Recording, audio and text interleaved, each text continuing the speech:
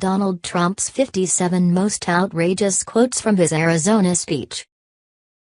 President Donald Trump went to Arizona on Tuesday night and delivered what has now become a trademark speech, full of invective, victimhood and fact-free retellings of recent historical events.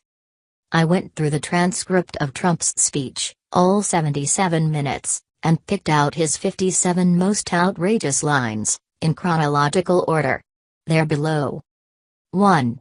And just so you know from the Secret Service, there are too many people outside protesting, okay?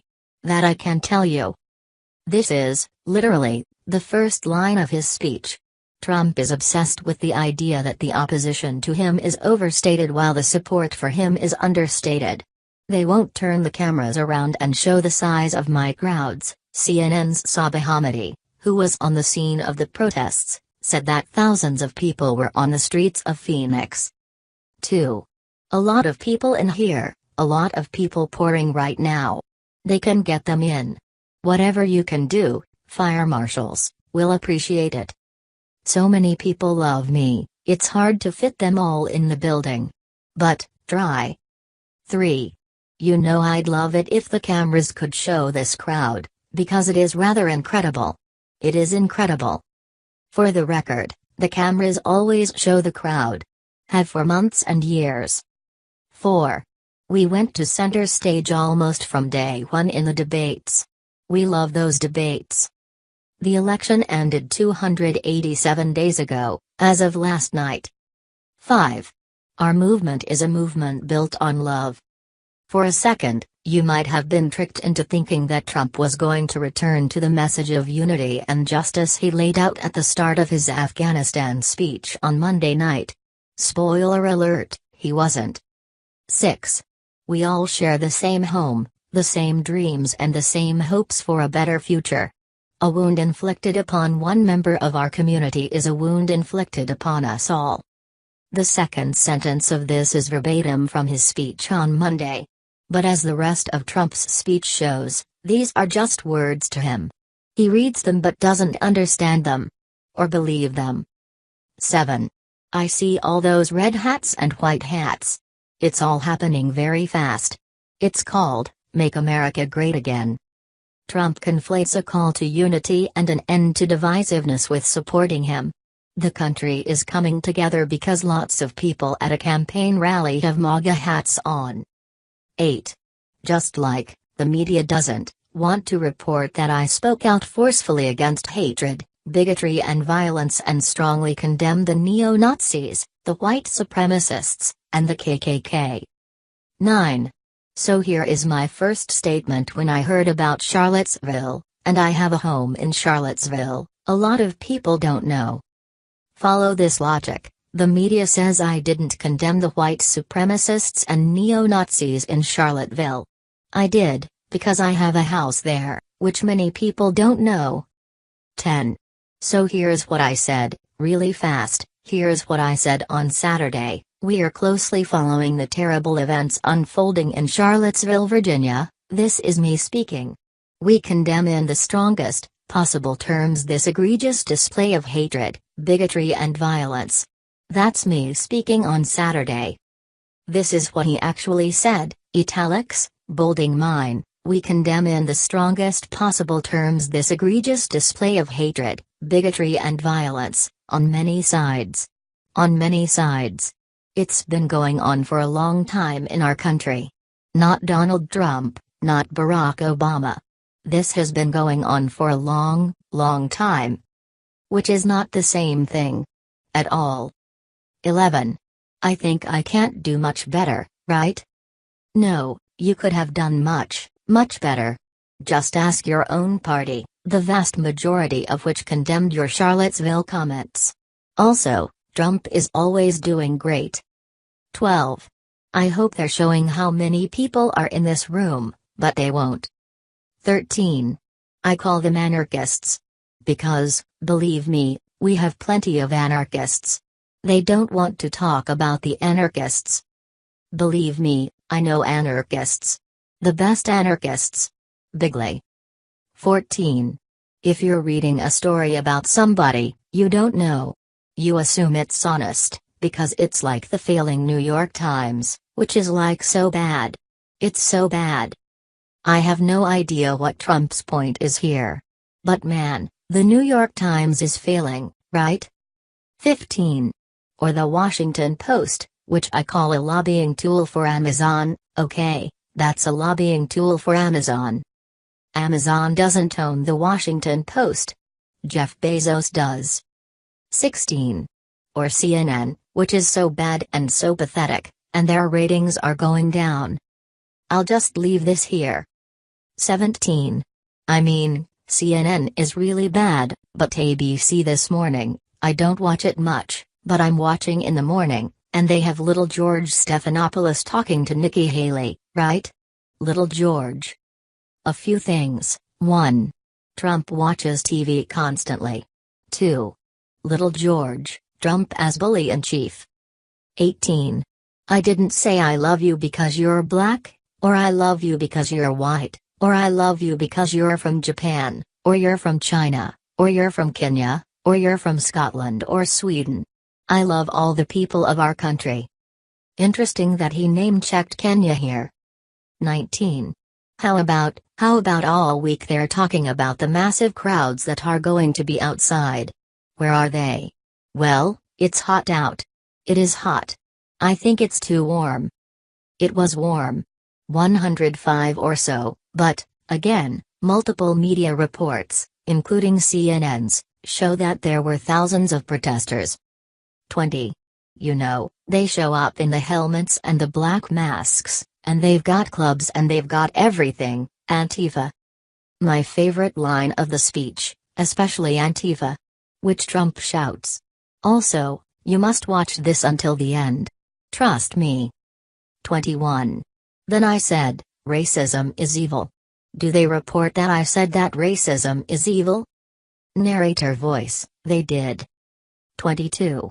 Now they only choose, like a half a sentence here or there, and then they just go on this long rampage, or they put on these real lightweights all around a table that nobody ever heard of, and they all say what a bad guy I am.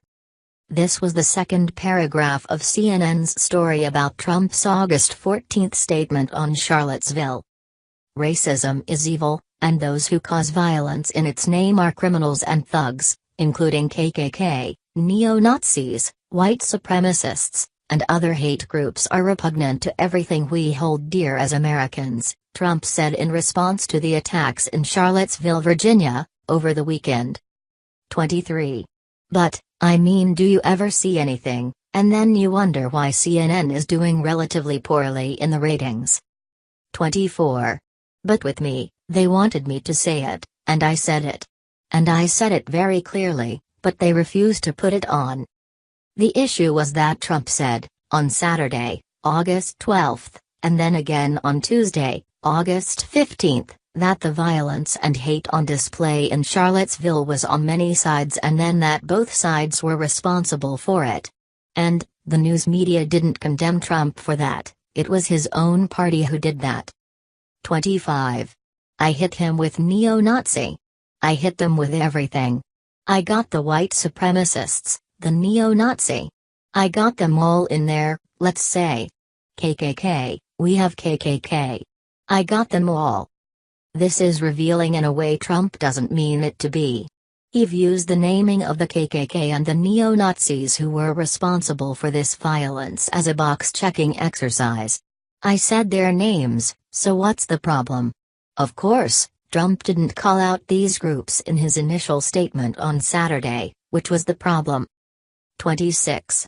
So then the last one, on Tuesday I did another one. We condemn in the strongest possible terms this egregious display of hatred, bigotry and violence.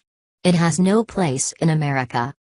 Trump was actually quoting from his Saturday remarks in these Tuesday comments. And, in that same August 15 press conference, he said this, I think there's blame on both sides. You look at both sides. I think there's blame on both sides. And I have no doubt about it. And you don't have any doubt about it either. 27. So that was my words. Over 2,000 of them, in fact.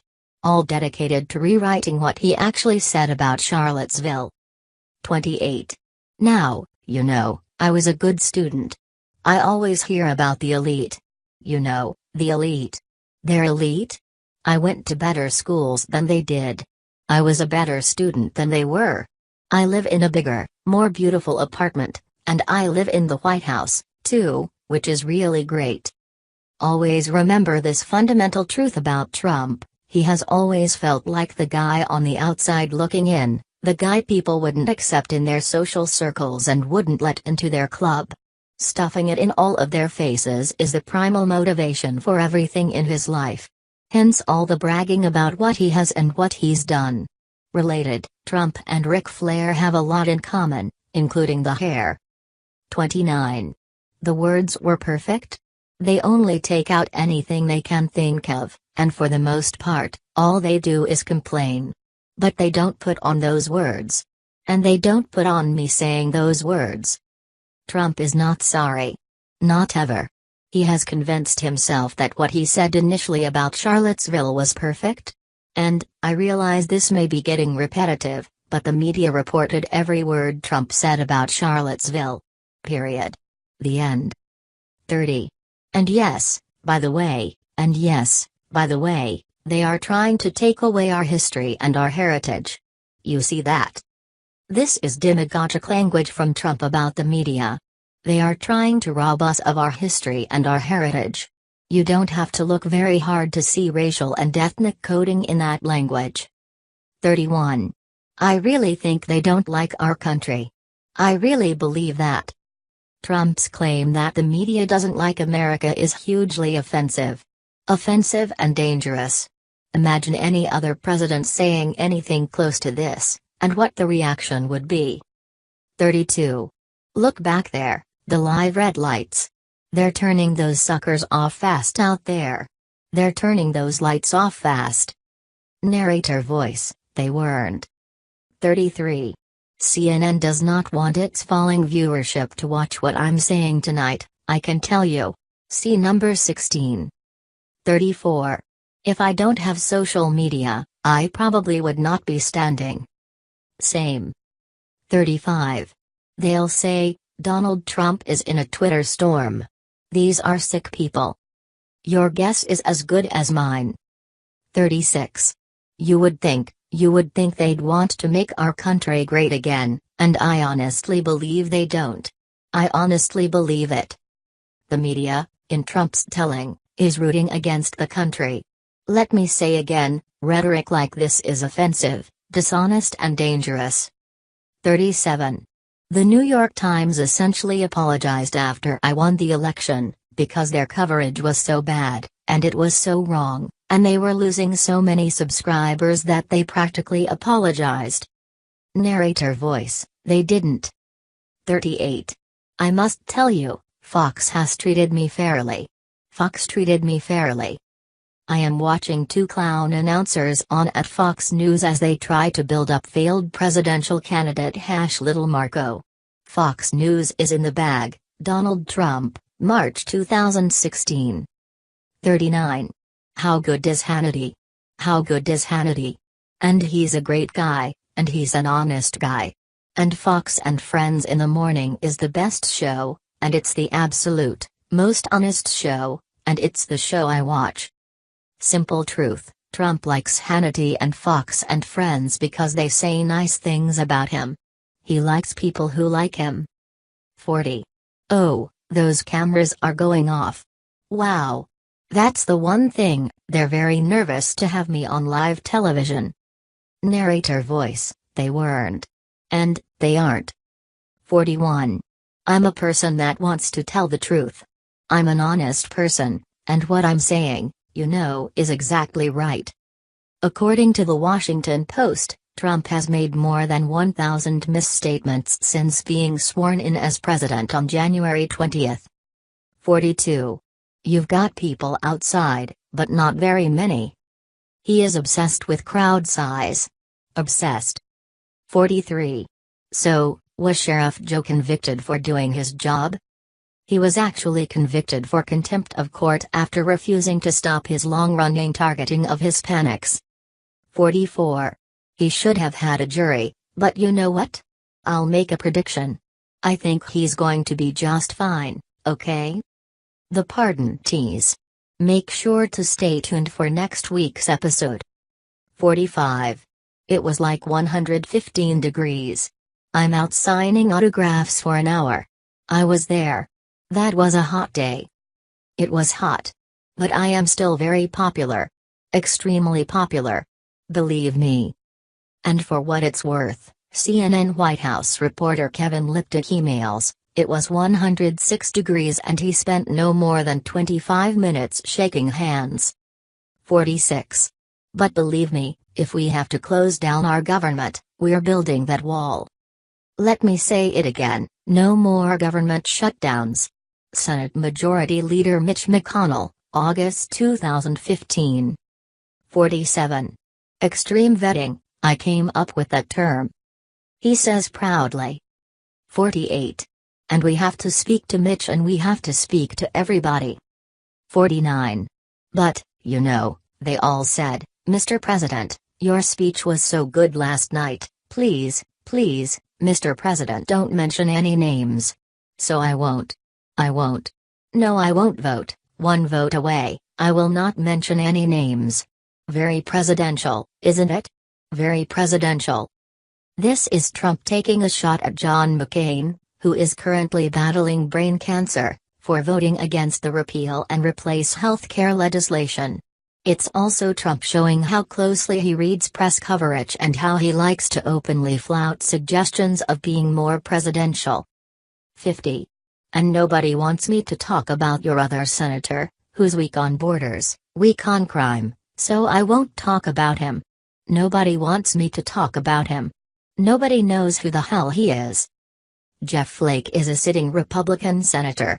Trump is running him down in his home state at a campaign rally less than a week removed from touting one of his primary challengers on Twitter. 51. Did you see Gruber got fired yesterday? He got fired because he defrauded somebody or something. Something very bad happened. Check it out. Something happened. Jonathan Gruber didn't get fired. The Vermont Attorney General's office settled a case with him after a 2-plus-year investigation into whether he had committed billing fraud. 52.